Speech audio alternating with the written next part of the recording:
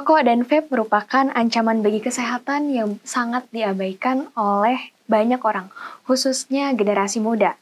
Kebiasaan ini tidak hanya merusak paru-paru secara perlahan, tetapi juga dapat meningkatkan resiko terkena penyakit lainnya seperti kanker paru-paru, penyakit jantung, dan gangguan pernapasan kronis. Meskipun sering dianggap sebagai pilihan gaya hidup, efek jangka panjangnya dapat meninggalkan dampak kesehatan yang begitu mendalam dan tak terelakkan.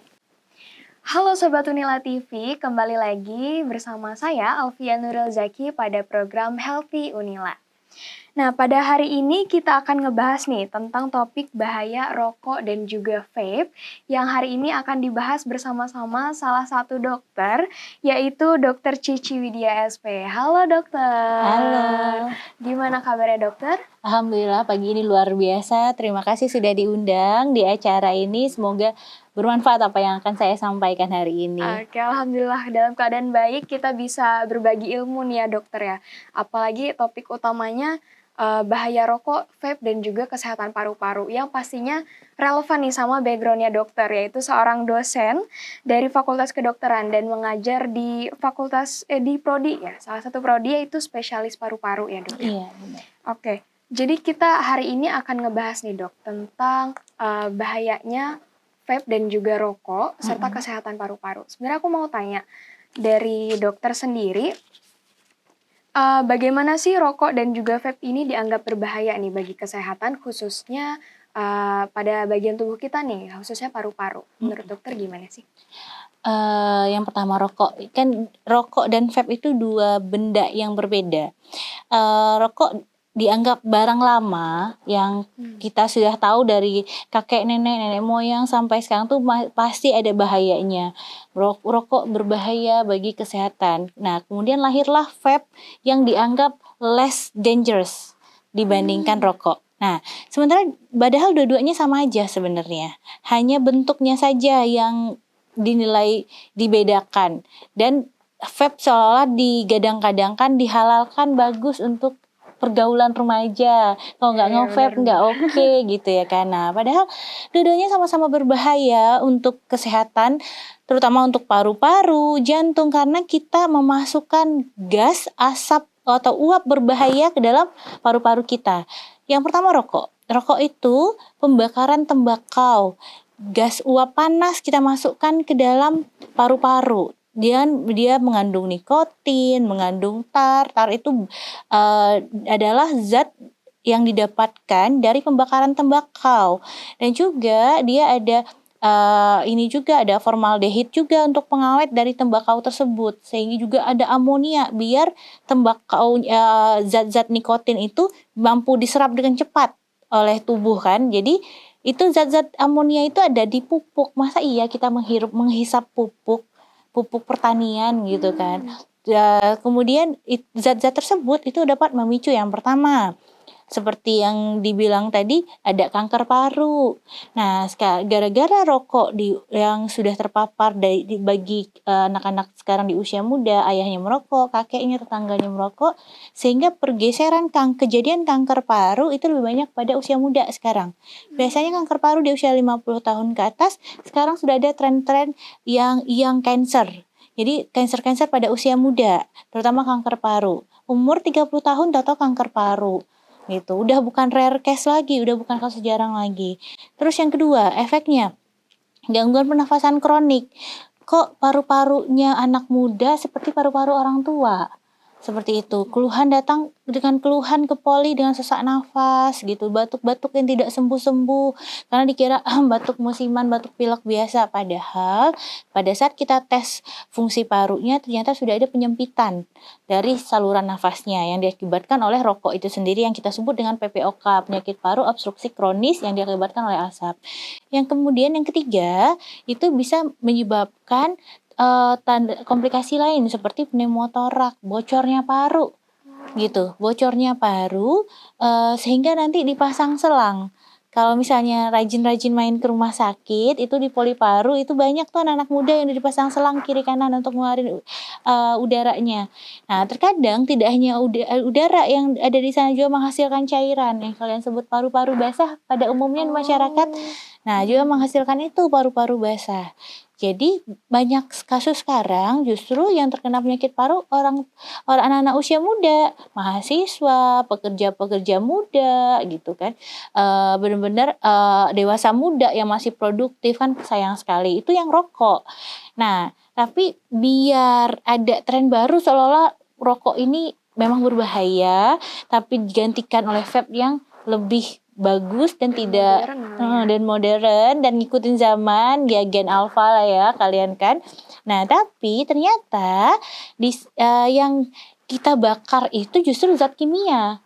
Sementara kan tembakau itu kan masih organik lah ya. Dia tembakau dari daun yang kita bakar. Sementara vape itu kita dari bahan kimia yang kita uapkan. Nah, untuk menghasilkan uap, kita butuh yang namanya gliserin. Gliserin itu aman, dia dari tumbuhan juga. Kayak gliserin kalian obat kumur, tapi begitu dia dipanaskan tuh ada baterainya, kemudian dipanaskan, kemudian menjadi uap. Nah, itu akan menjadi zat kanker. Nah, jadi justru ada namanya vape lung injury dari karena vape itu kerusakan paru, injury paru awal lebih cepat, luka pada paru yang disebabkan oleh vape, oleh uap dari vape. Sebenarnya kalau rokok kan lebih lama waktunya, kalau vape lebih cepat. Karena dia zat kimia.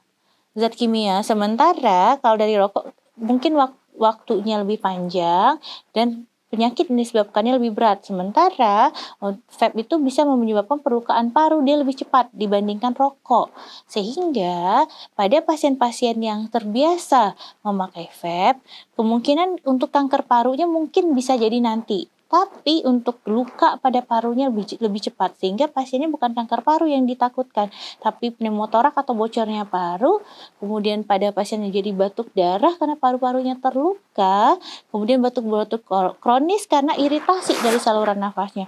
Bayangkan saja, uap panas yang kita masukkan ke dalam paru-paru kita, itu akan terjadi perlukaan, itu yang namanya VALI, vape associated lung injury, itu namanya. Itu kalau kita baca di jurnal-jurnal atau di Google itu namanya VALI, seperti itu. Jadi itulah perbedaannya rokok dengan vape pada paru.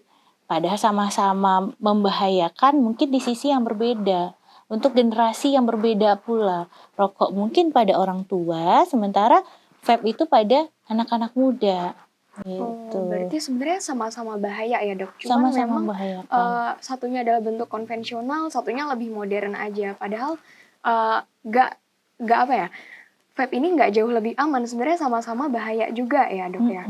Oke, sebenarnya kalau misalkan nih bagi para perokok aktif atau yang aktif nih nge-vape, sebenarnya gejala apa sih yang dirasain atau tanda-tanda umumnya kena penyakit paru-paru atau semacamnya tadi dokter bilang bahwa dia udah kena penyakit itu gitu. Nah, yang pertama yang kita lihat ada 4 gejala awal yang harus kita waspadai.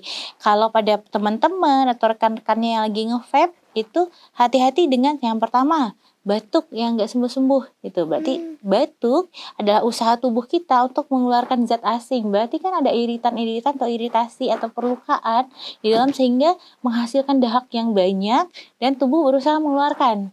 Seperti itu. Yang kedua, batuk darah. Jadi kok tiba-tiba batuk darah? Oh, mungkin luka nih tadi karena keselak apa? Nggak mungkin. Karena kalau batuk darah itu tidak ada hubungannya dengan makanan. Batuk darah sesuatu yang kita hirup. Gitu. Terus yang ketiga, sesak nafas. Kok akhir-akhir ini jalan nanjak atau naik tangga aja agak sesak ya?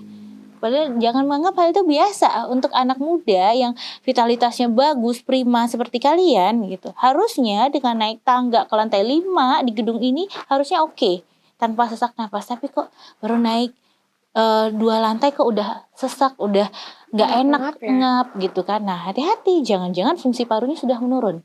Gitu. Terus yang terakhir, nyeri dada yang kadang disamarkan dengan gejala-gejala mah. Kok nyeri ya, tapi kok menjalar ke dada gitu.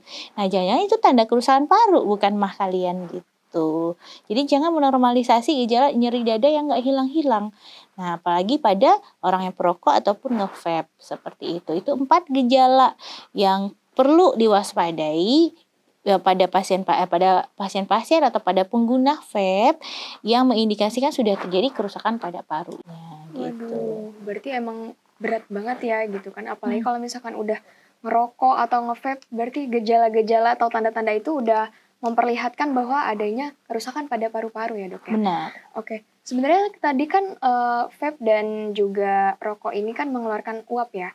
Dan kalau aku tahu nih, kalau uap dari rokok itu juga bisa membahayakan orang di sekitarnya. Apakah vape juga berlaku sama nih dok? Mungkin rokok dengan vape bedanya vape itu less smoke. Jadi tidak sebanyak rokok untuk smoke-nya. Jadi untuk sekitarnya meskipun membahayakan tidak membahayakan rokok memang. Tapi tetap aja segala sesuatu yang terhirup oleh orang sekitarnya akan membahayakan dan bahayanya akan sama saja dengan yang mengkonsumsi vape atau rokok tersebut. Kalau di sekarang ada namanya, dulu kalian kenal perokok pasif. Nah, sekarang itu ada namanya third hand smoker. Jadi yang generasi ketiga. Siapa itu? Kalau perokok pasif yang ada yang merokok sebelah saya menghirup asapnya, saya perokok pasif. Akan tetapi, perokok yang ketiga adalah perokok yang third hand smoker itu adalah saat saya terpapar asap rokok, saya bawa pulang, anak saya menghisap asap rokok yang ada di baju saya, itu adalah third hand smoker. Anak saya adalah smoker yang third hand smoker. Yang ketiga, tangan ketiga. Seperti itu. Nah, itu juga berbahaya. Makanya, pada anak-anak sekarang ada anak-anak yang gangguan paru pada usia bayi-bayi, seperti pneumonia, asma pada anak, itu. Itu disebabkan oleh kalau dia bukan perokok pasif, kalau enggak dia third hand smoker. Yang mana kadang orang tuanya, saya enggak ngerokok dok, gitu. Anak saya merokoknya di luar. Tapi jangan-jangan asapnya masih ada di baju ayahnya, di baju ibunya saat ibunya pergi keluar seperti itu.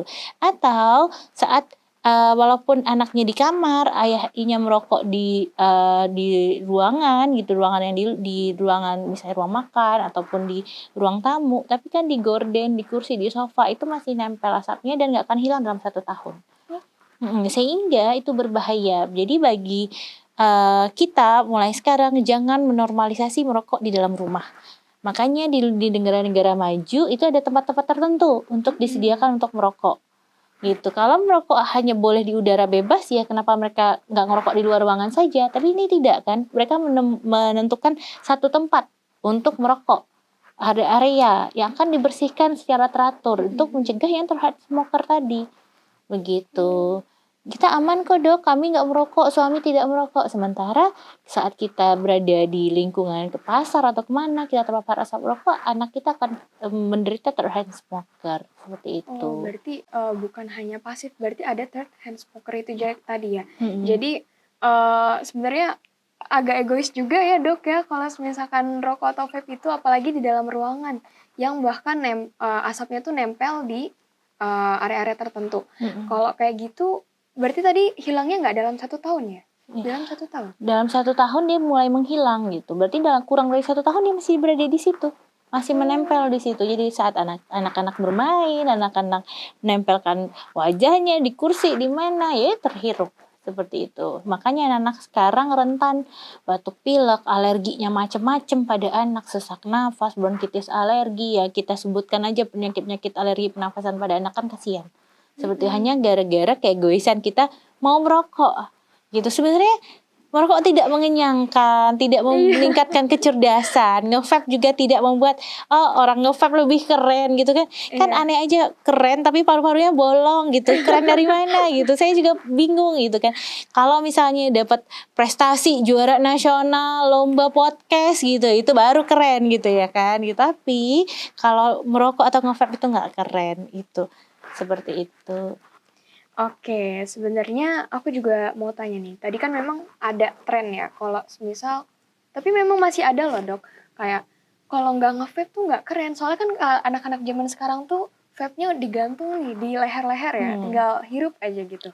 Menurut dokter gimana sih pandangan dokter ngelihat situasi kondisi generasi muda saat ini? Benar. Yang pertama kita melihat pergeseran nilai dan norma sebenarnya kan. Nilai-nilai baik atau norma-norma baik itu sudah bergeser. Harusnya sesuatu yang keren itu dipandangnya bukan dari prestasi lagi, dipandangnya bagaimana seorang itu menjadi superstar, sebagai bintang, sebagai sesuatu yang viral, yang trendsetter. Harus itu yang bagus di mata anak muda. Bahkan dia nggak sekolah aja itu dianggap keren gitu, asalkan dia trendsetternya bagus banyak atau di viral gitu kan. Nah begitu pun dengan vape, dia kan iklannya di antara anak-anak muda gitu kan, terlihat keren, pergaulan keren. Nah sementara harusnya sebagai anak-anak muda yang cerdas dan generasi-generasi alfa yang udah mainannya teknologi, generasi AI gitu kan harusnya bisa mengakses informasi yang lebih dalam, yang lebih detail tentang bahaya vape ini gitu. Justru semakin kalian tahu bahayanya, semakin kalian paham itu nggak keren. Harusnya nilai dan normanya jadi bergeser. Oh orang nge-vape kok aneh gitu, udah tahu bahaya kok malah nge-vape gitu. Mungkin dari podcast-podcast ini bisa mulai kita ajarkan kalau nge-vape itu berbahaya loh gitu. Nah sekarang nge-vape itu kan baru di tahun belasan 2012, 2016 gitu kan. Nah sekarang mulai ada penelitian baru, tren paru yang pada anak-anak muda yang nge-vape itu tren kanker paru di 10 tahun terakhir. Nah jangan sampai nanti di 10 tahun berikutnya itu tren kematian akibat kanker gitu kan. Kasihan anak-anak muda yang masih produktif, umurnya harusnya masih panjang dengan cita-cita yang sangat banyak gitu. Jangan sampai terhambat hanya karena ingin keren nge-vape, tapi malah ujung-ujungnya sakit dan berakibat meningkatkan kematian seperti itu. Karena sekarang di 10 tahun morbiditas, angka kesakitan yang sedang kita teliti. Jangan sampai di 10 tahun berikutnya angka kematian yang kita teliti. Seperti itu.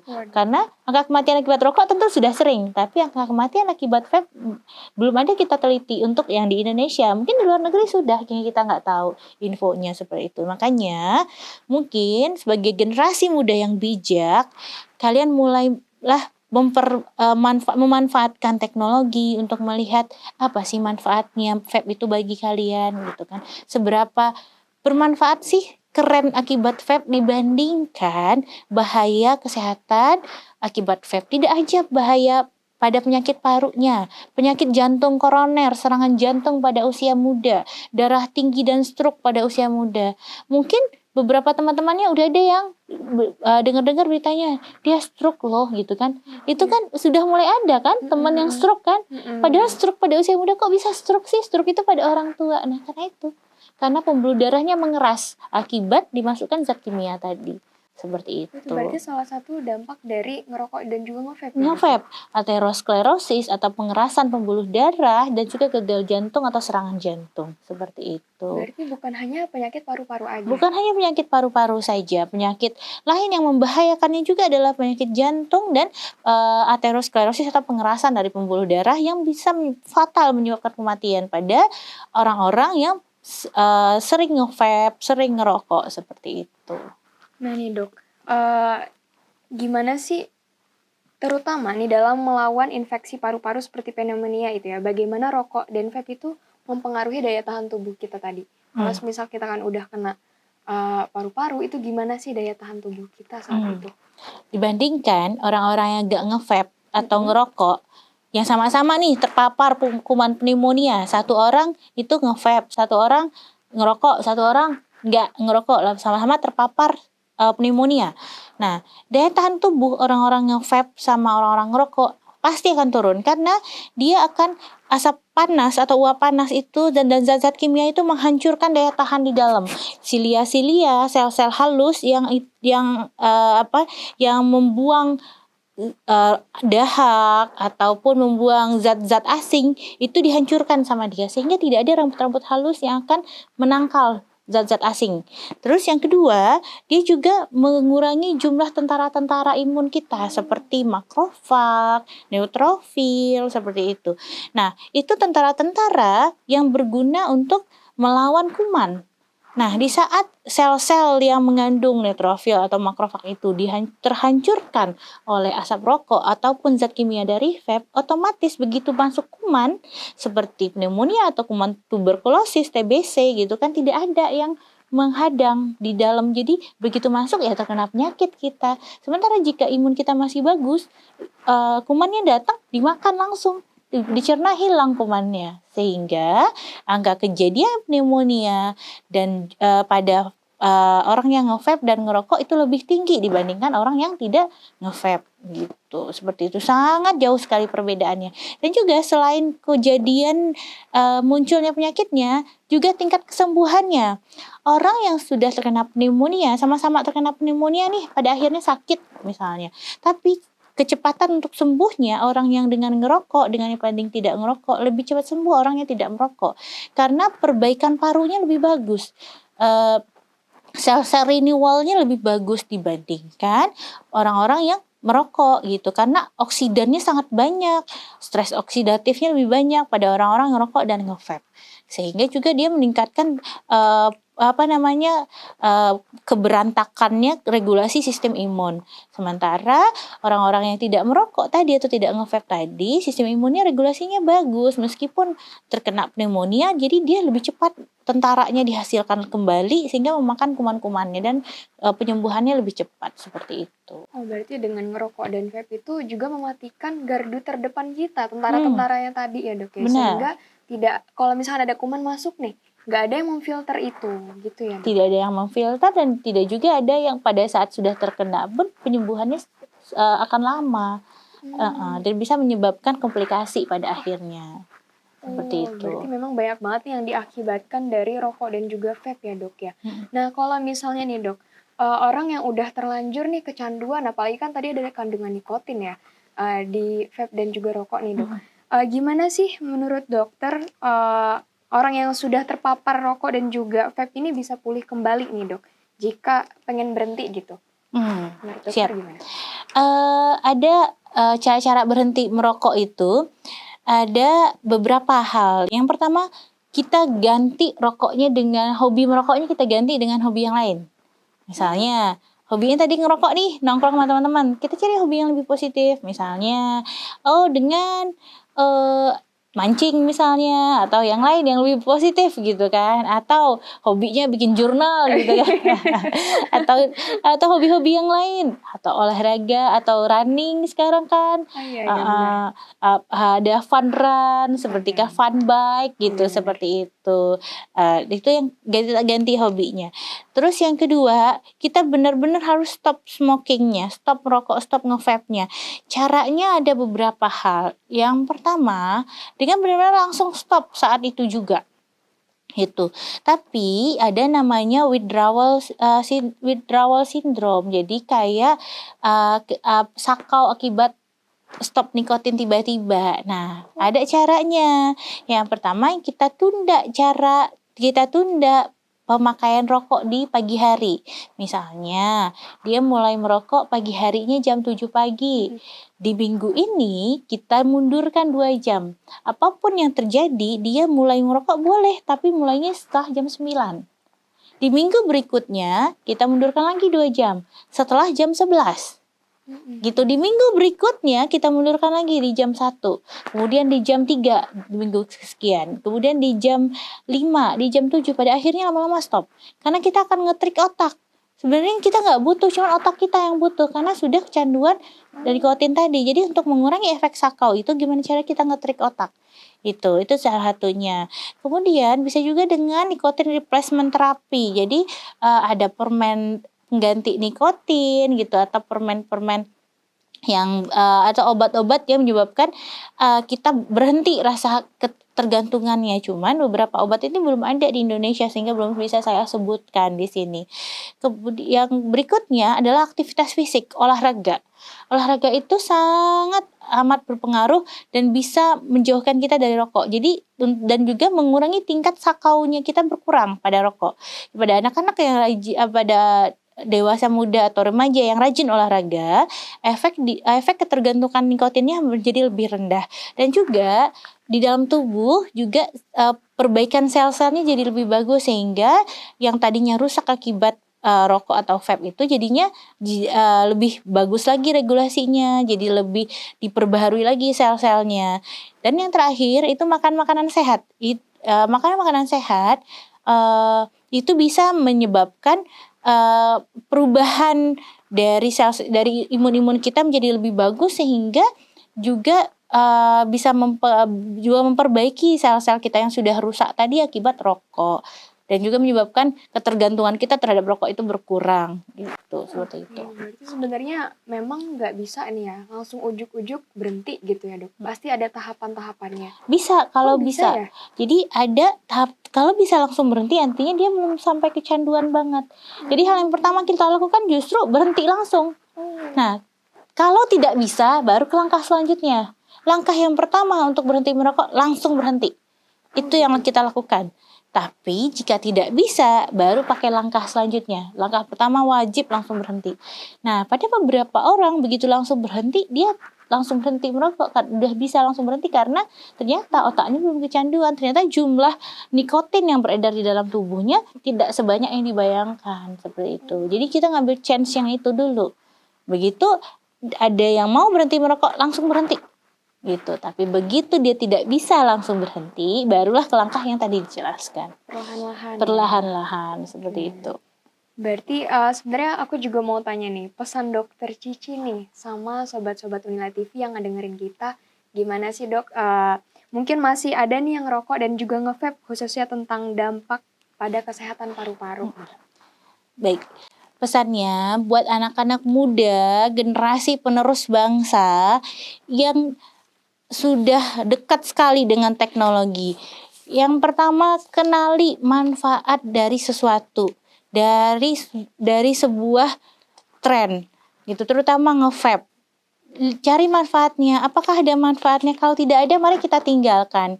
Kemudian yang kedua, mari belajar hidup sehat, terutama untuk generasi-generasi muda yang polusi udaranya sudah sangat banyak, penyakit-penyakit yang aneh-aneh sudah sangat banyak, COVID-19 seperti itu dan yang lain-lain. Jangan nanti ada virus baru, bakteri baru.